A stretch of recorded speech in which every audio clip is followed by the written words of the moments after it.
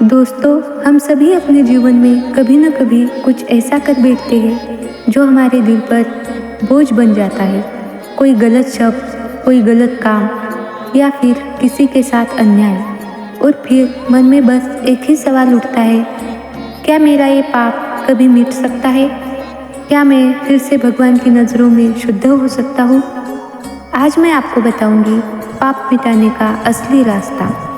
ये सिर्फ कहानियों में नहीं बल्कि हमारे शास्त्रों और संतों की वाणी में भी बताया गया है।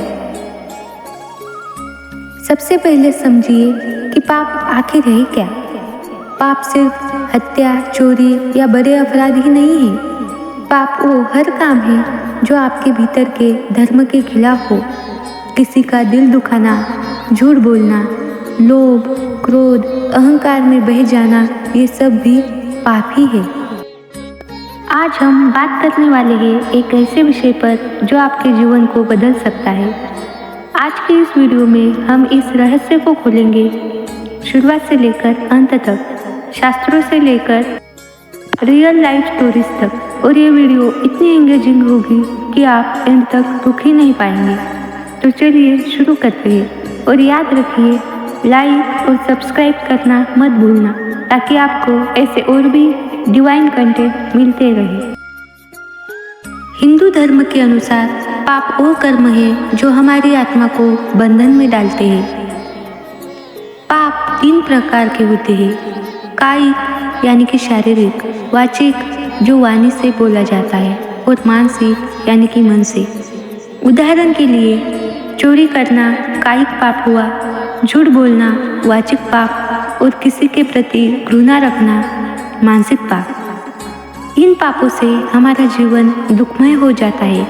बीमारियां, परेशानियां और रीबर्थ साइकिल में हम फंस जाते हैं। भगवत गीता में श्री कृष्ण ने कहा है, अधर्म में किया गया हर कर्म अंत में पाप में बदल जाता है। पाप का असर सिर्फ बाहर नहीं, भीतर भी होता है। आप देखेंगे, पाप के बाद मन भारी हो जाता है, इंसान को नींद नहीं आती, उसकी बेचैनी बढ़ जाती है और जीवन में अजीब रुकावटें आने लगती है। शास्त्र कहते हैं, पाप का फल 3 जगह भुगतना पड़ता है, इस जीवन में, मृत्यु के बाद और अगले जन्म में। इसीलिए पाप मिटाना अत्यंत जरूरी है। अगर आप भी आपके पाप मिटाना चाहते हैं तो आप ये 5 काम कर सकते हैं। नंबर 1, सच्चा प्रायश्चित। जब तक दिल से गलती का एहसास नहीं होगा, पाप नहीं मिटेगा। भगवान से और जिसको दुख दिया उससे सच्चे मन से माफ़ी मांगिए, ये आपके पाप को आधा कर देता है। नंबर 2, दान और सेवा। दान केवल पैसे का नहीं, समय, सेवा और प्रेम का भी होता है। किसी ज़रूरतमंद की मदद करना, किसी भूखे को खाना खिलाना, ये आपके पाप को धुलने का सबसे आसान तरीका है।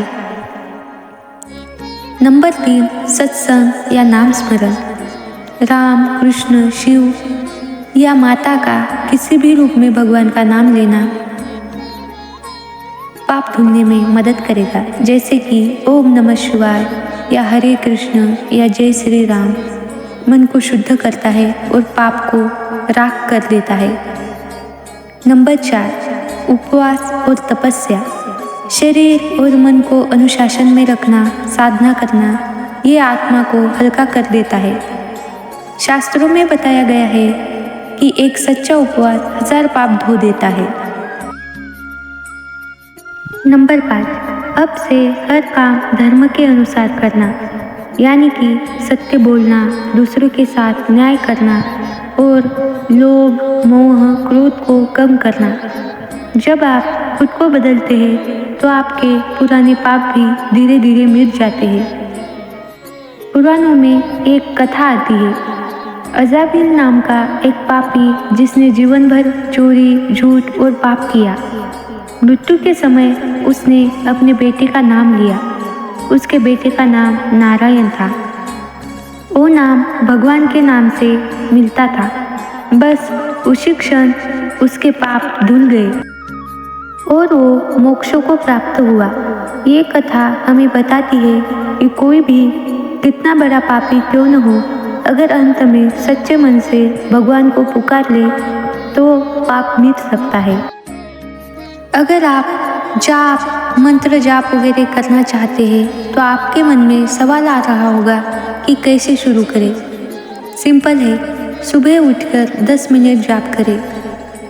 मंत्र जपे जैसे कि हरे राम राम राम हरे हरे, हरे कृष्ण कृष्ण कृष्ण हरे हरे।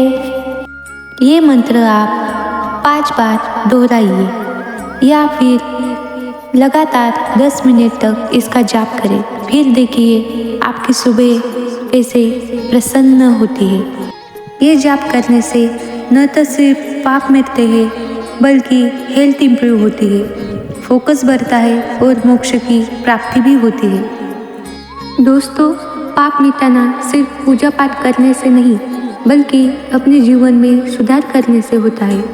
आज ही तय करें कि किसी का दिल नहीं दुखाएंगे, जितना हो सके सबकी मदद करेंगे, रोज भगवान का नाम लेंगे। एक बात हमेशा याद रखिए, पाप का अंधेरा कितना भी गहरा क्यों न हो, अगर भीतर पश्चाताप का दीपक जल जाए तो उजाला जरूर होगा।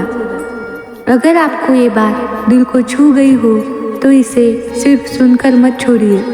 आज ही से अपने जीवन में इन 5 रास्तों को अपनाइए जो वीडियो में बताए गए हैं, क्योंकि पाप को मिटाने का असली समय अभी है।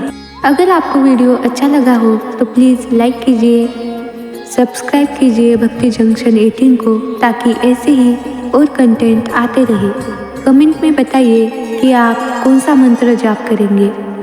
बेल आइकन प्रेस करें नोटिफिकेशंस के लिए और शेयर कीजिए अपने फ्रेंड्स के साथ ताकि उनके भी पाप मिट सके। धन्यवाद।